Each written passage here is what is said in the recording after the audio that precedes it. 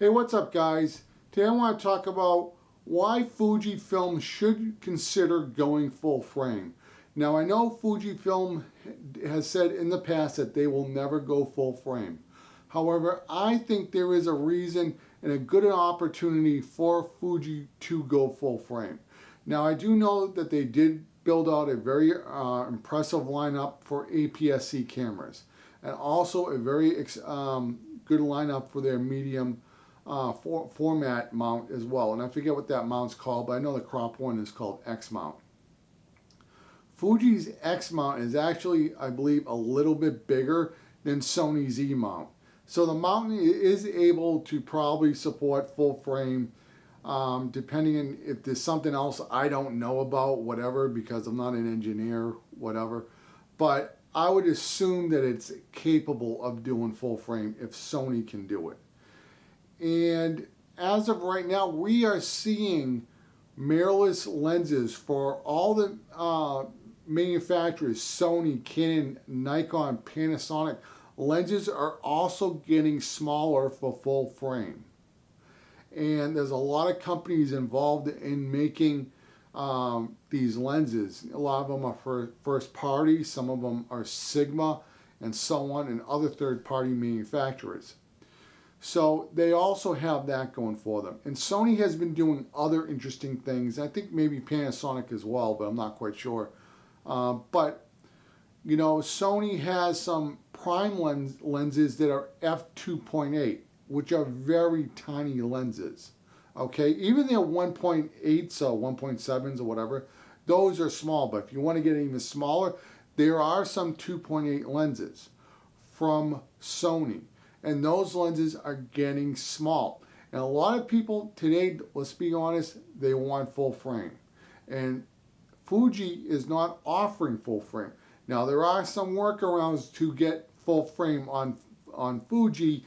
I don't want to hear that this is not real full frame. If it looks full frame and smells like it's full frame, it's full frame. That's all I care about. And that is putting a Metabones speed booster on an X mount camera, and then you put Canon EF lenses on it, okay?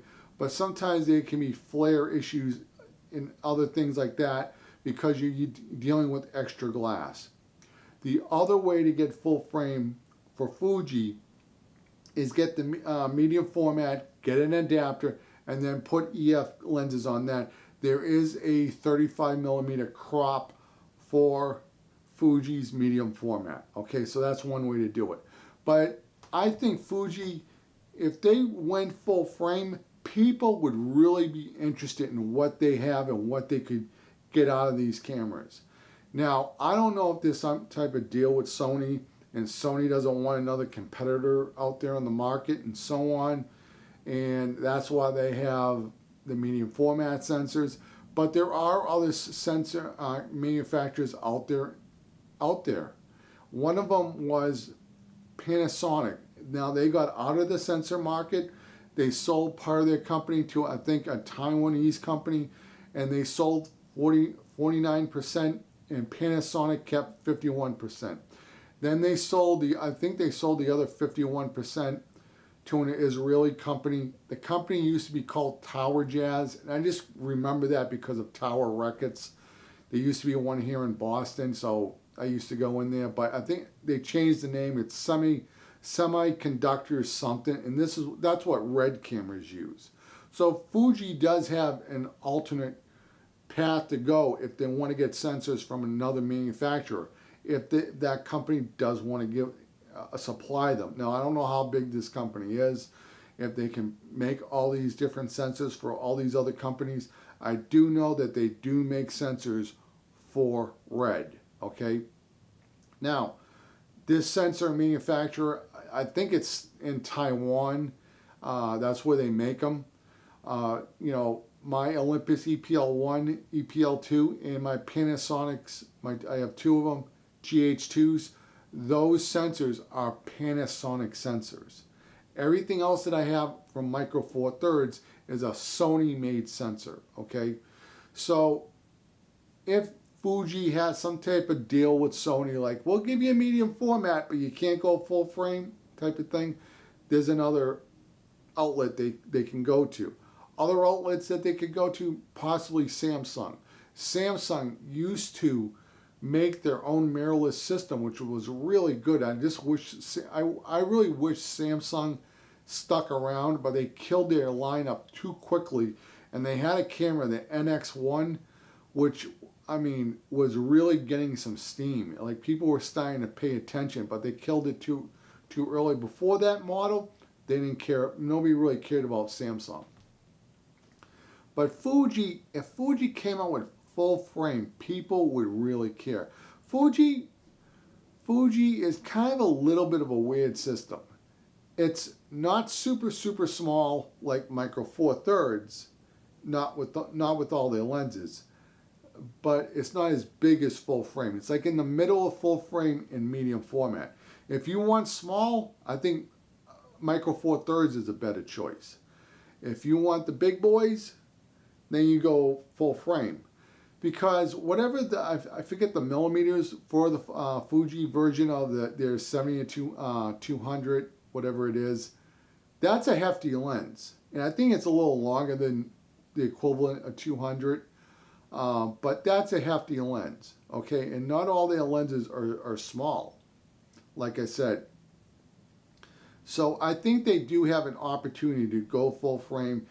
They should sit down and see which mount they would do better with going full frame instead of bringing on a brand new system. You know, I believe they can do it with the X mount, or they could do it with their other mount. I think it would probably be, you know, business-wise, probably to do it on the X mount, because then they have crop sensor and they have full frame and so on. And I think more people would see the beauty in Fuji colors and so on. I like Astria Soft, okay? I really like that profile.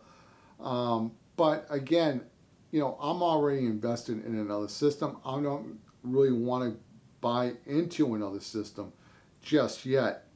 But I mean, going Fuji, it just seems like I'm still, you know, in a crop censored universe.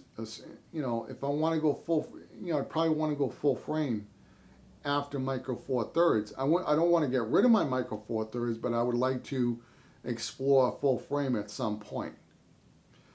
And if Fuji was available, that would be a very strong contender to go with, because they are known to have really good JPEGs. But, you know, Fuji is kind of a weird company. You know, they're kind of like, in some ways, they remind me of Pentax. Like, Pentax was not going full frame with their DSLRs, and then they finally went full frame and so on. And Pentax is a whole other story. I'm going to make a video about them. But I do think there is a market for Fuji full frame. That's my take on things, guys. Subscribe to the channel if you're new. Later, guys. Bye.